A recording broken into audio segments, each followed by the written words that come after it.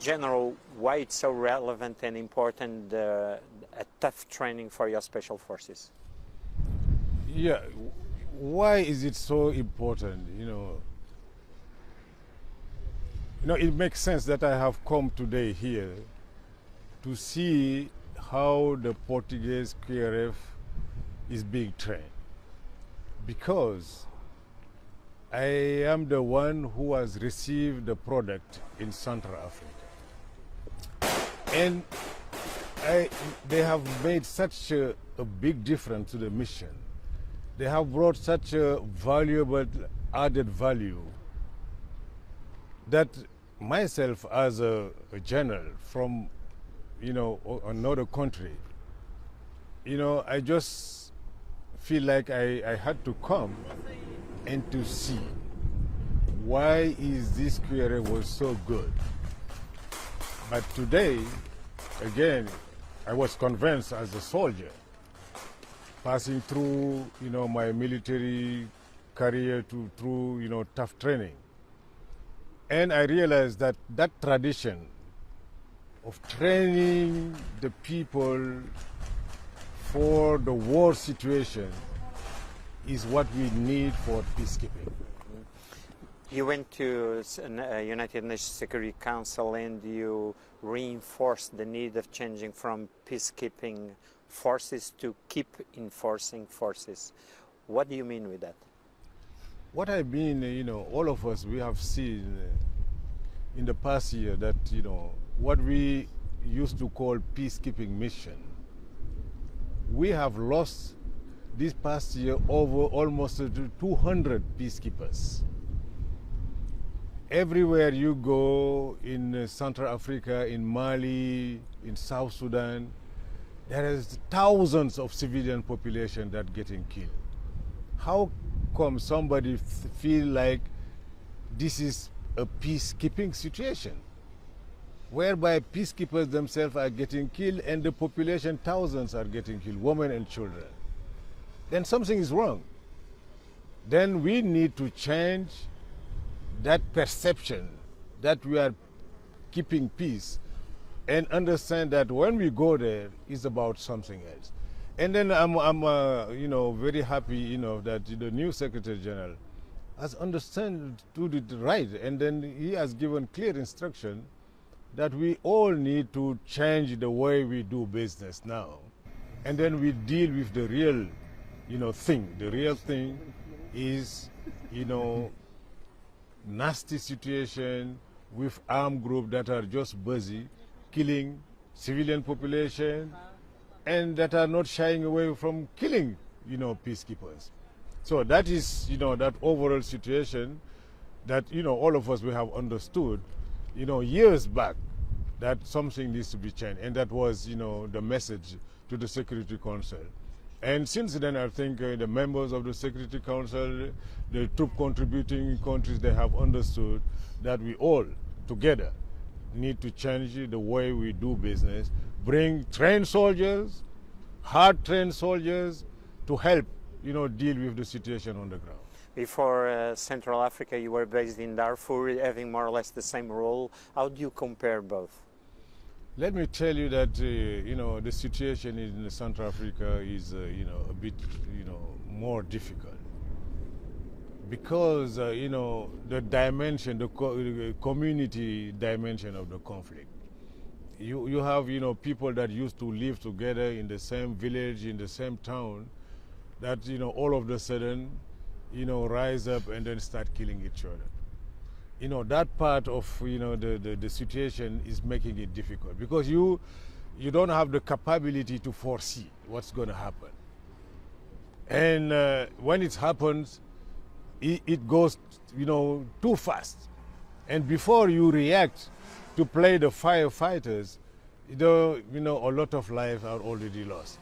And, it's making it, pretty concerning and more difficult than Darfur. Because Darfur, you could see. If you use your brain wisely, you can foresee what's going to happen next week, what's going to happen next month. But in Central Africa, it's not possible. So that makes the real difference. That is a very tough situation. It's probably one of the most dangerous positions for blue helmets in the world nowadays. Would you agree with that? Yeah, one of the, yeah, you're right. You know, Mali, Central Africa, really those are areas where, you know, peacekeepers are really in danger. How do you evaluate the Portuguese contingent contribute to your own staff at this stage?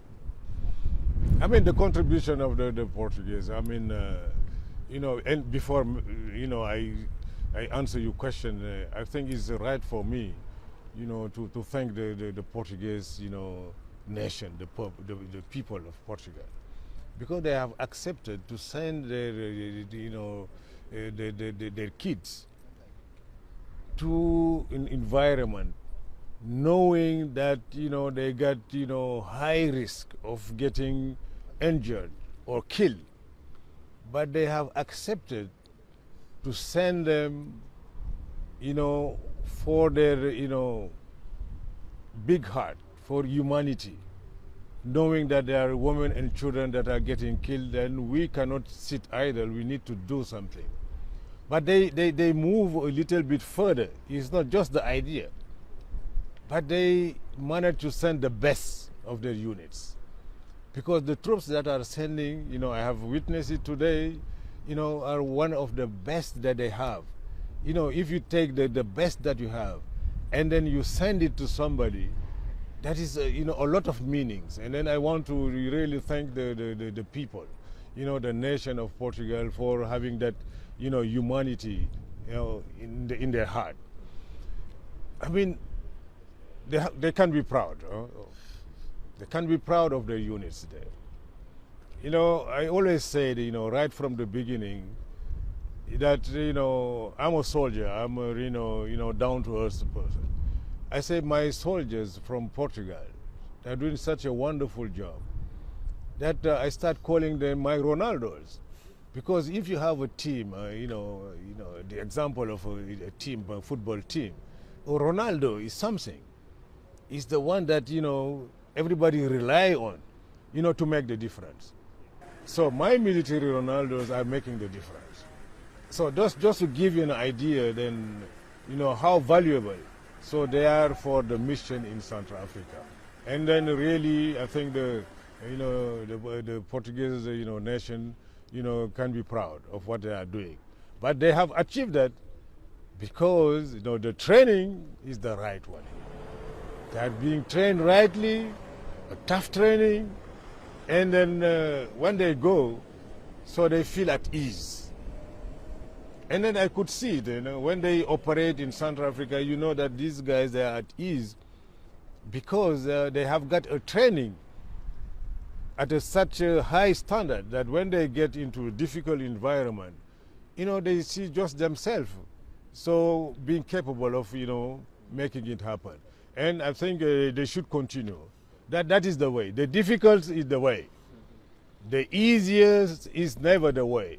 A soldier needs to be, you know, hard trained. You were trained in Senegal. You also had part of your own military formation in France, in Germany, United States. So you are very well and hardly hammered as a soldier. How do you compare what you saw around the world with what you have from the Portuguese contingent? I mean, you know, they do not feeling like they need to learn from somebody, from what I have seen. And then while we were discussing, I even give them, you know, my suggestion. I say, this is what you're doing is so great. You know, the experience that you are gaining through your, you know, commitment into peacekeeping. Because let me tell you something. I think Portugal is the only Western, you know, country that is having troops, combat troops in peacekeeping now, under the United Nations. All other countries are doing on their own, but for the Portuguese, they have accepted to join the club of the United Nations with their combat units.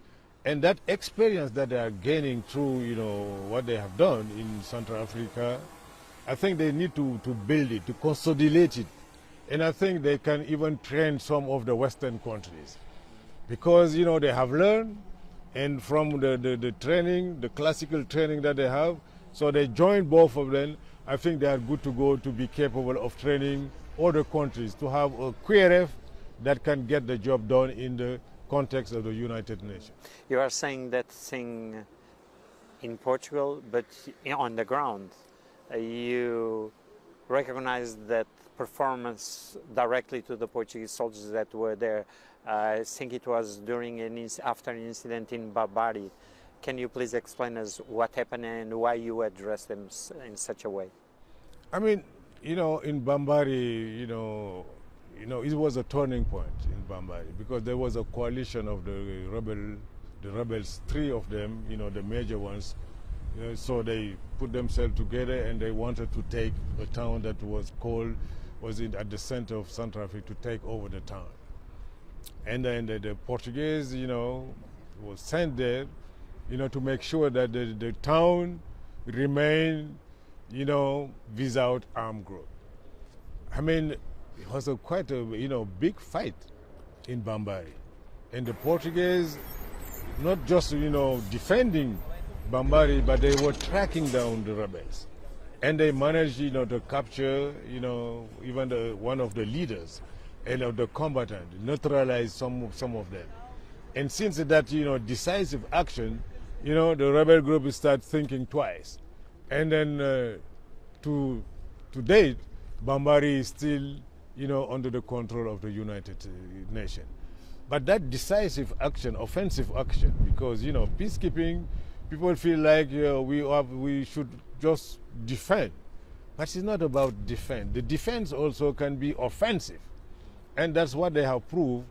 And it was, you know, really the first time that we have realized such, you know, action in a peacekeeping mission in Central Africa. And then I was just impressed. And they deserve, you know, the respect of the comrades there, because it was something that was special. And really, it's not just the, you know, Barbary, it's Bokaranga, it's you know, the PK5, you know, operation after operation. Each one of these soldiers, you question them, they will tell you, okay, I have made the difference somewhere. Because they come with this, you know, so this commitment, dedication to make it happen. And listening to the vision of the commander, the orders of the commander, and as soon as they got it, I mean, they are ready to do it. And they do it in a very professional way. Because so far, I mean, you know, if you look at it, you know, the casualty figures with the Portuguese contingent, I mean, it's quite really, it's not because they are into combat every day. Even the new contingent now is moving to Barbary again. Yeah? It's moving because, you know, of situation that is unfolding. But all of them, you know, they are making it happen. And really, we rely heavily on them, and they are doing the job. They are doing the job, all of them. Barbary, Bokaranga, I can name it, you know. They can give you the list of the operation that they have, you know, carried out in Central Africa. We can be proud of them. No, really, I'm, you know, 100%. You know, I'm not a man that, you know, I'm also a general. The Portuguese are not giving me anything. I'm not getting anything from Portugal. I'm just an honest man. And I'm a soldier. When I see a soldier, I can recognize a soldier. They have soldiers. I'm proud of my soldiers. And then I have come today to see, you know, how they are training. And, you know, even when I go back home, I will advise, you know, my own countrymen, you know, to try to have some military relationship with Portugal, because, you know, there is things also that we can learn, you know, because, you know, and share and share with the Portuguese. Now, thank you to the, you know, the people, the nation of Portugal, for what they are doing for humanity. It's not just for me or for peacekeeping; they are doing it for humanity, because they are saving lives. You know, thousands of lives. Really, I'm serious. Thousands of lives are being saved because, you know, the Quick Reaction Force is reacting quickly. Thank you.